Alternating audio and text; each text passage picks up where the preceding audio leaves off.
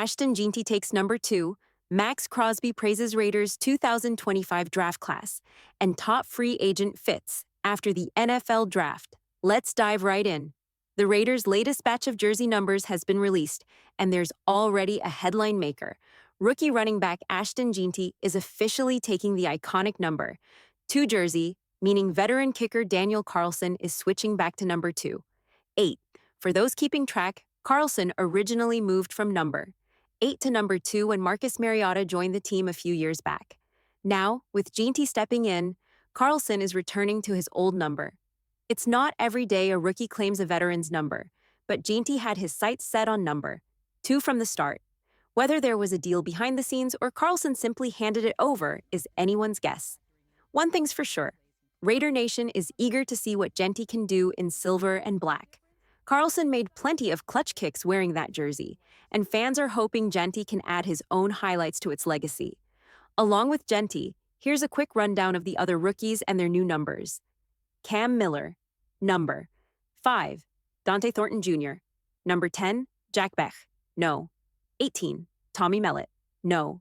19, Darian Porter, number 26, Cody Lindenberg, number 54, Charles Grant, number 60, Caleb Rogers, number 70, aquí 6, JJ Pegas, número 92, Tonka Hemingway, number 97. Overall, a solid set of numbers across the board. Nothing too wild or out of place, which isn't always a given when rookies roll in. Now let's talk about this draft class. Raiders fans and analysts alike have been buzzing with excitement, and not without reason. Todd McShay praised the Raiders for snagging serious value throughout the draft. From Ginty's explosive potential to wide receiver Jack Beck, who looks like a day-one starter with physicality and blocking ability, there's a lot to like. Darian Porter brings raw athleticism and is still developing, much like Tariq Woolen did early in his career. Dante Thornton offers speed and big play potential, while JJ Pegas, a versatile defensive lineman, adds SEC toughness. Tommy Mellott, the quarterback-turned-receiver out of Montana State, is an intriguing project, compared by some to Julian Edelman for his athleticism and versatility. Top to bottom, the Raiders' front office made bold, smart moves, especially in those crucial early rounds.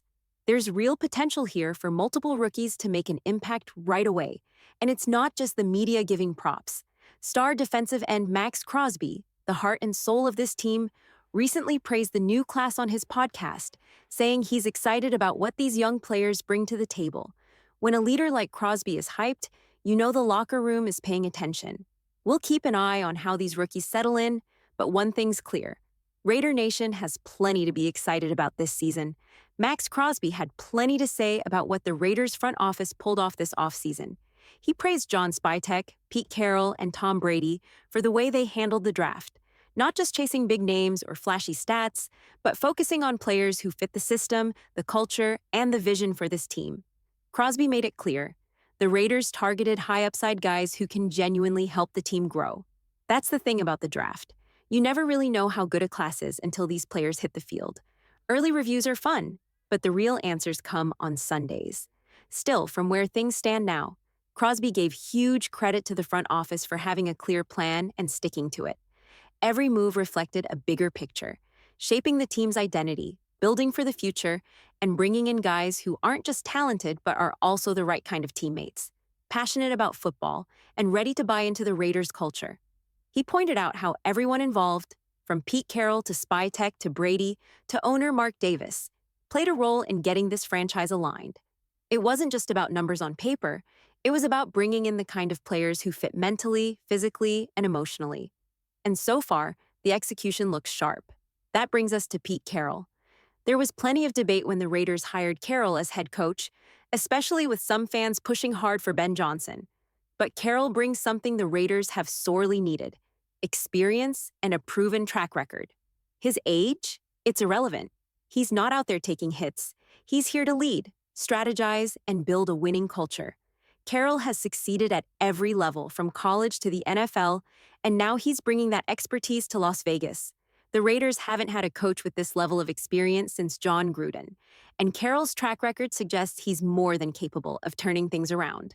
And let's not overlook the front office's smart moves this offseason.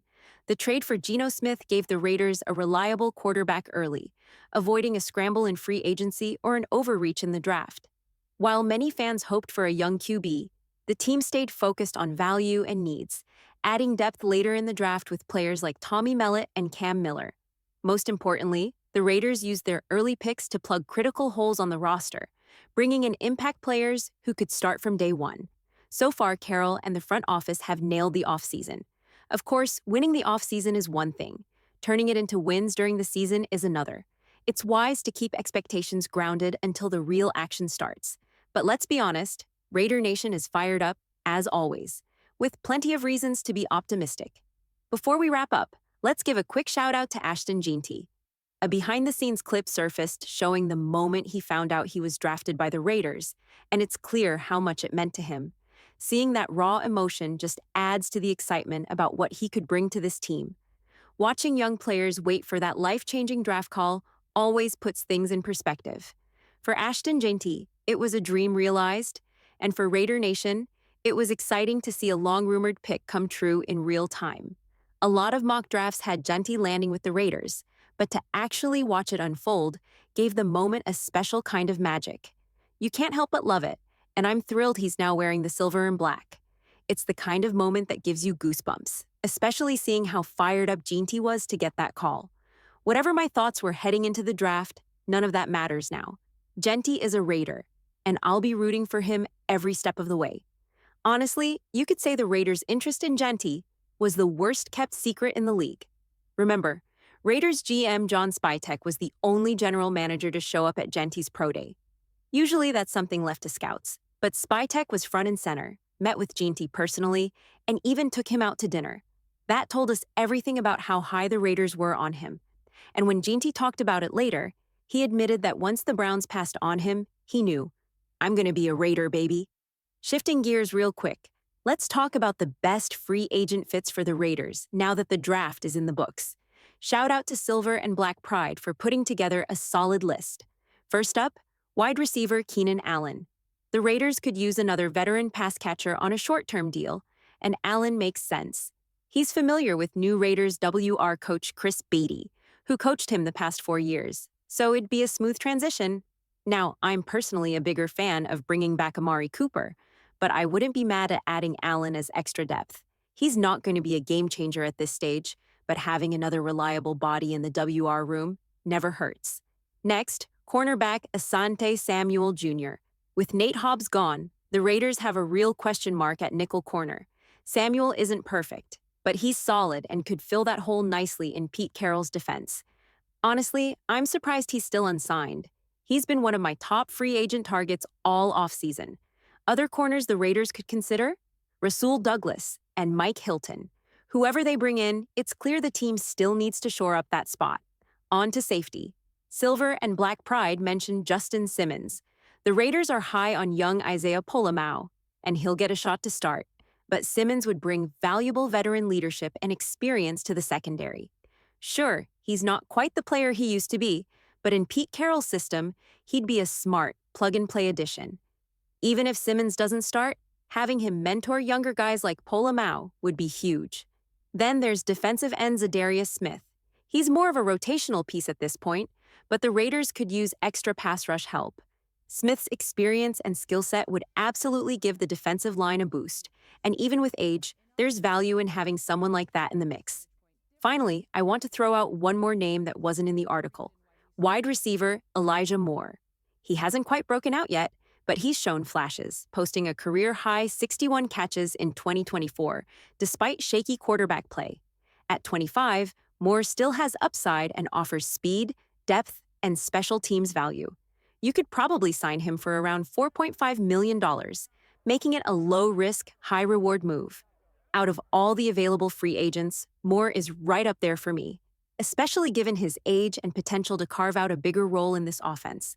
So, Raider Nation, that's my quick rundown of potential fits after the draft. Are there any other free agents you want the Raiders to look at? Drop your thoughts down in the comments.